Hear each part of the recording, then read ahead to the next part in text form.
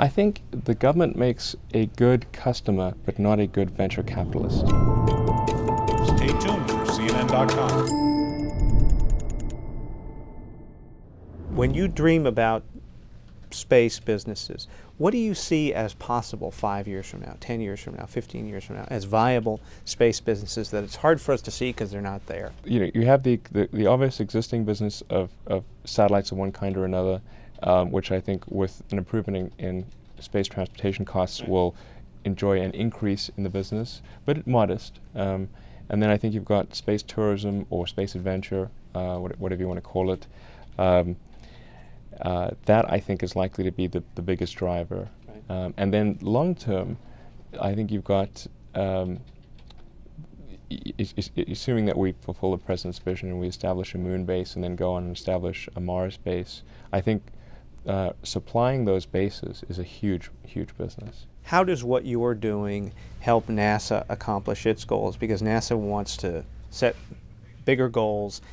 Well, I think fundamentally the way we help NASA is by lowering the cost of access to space, allowing us to do more interesting things for a given budget.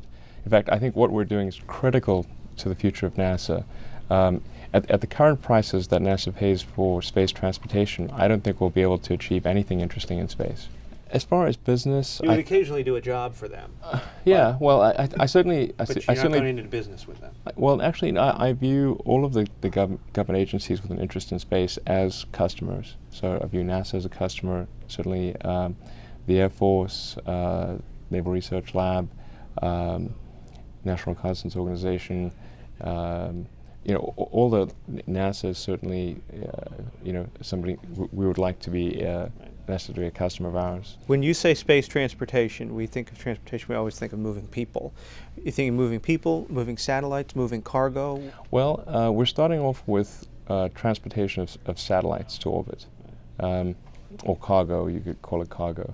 But we're starting off with unmanned transportation, and as we prove out the reliability, our intention is to move to human transportation as well.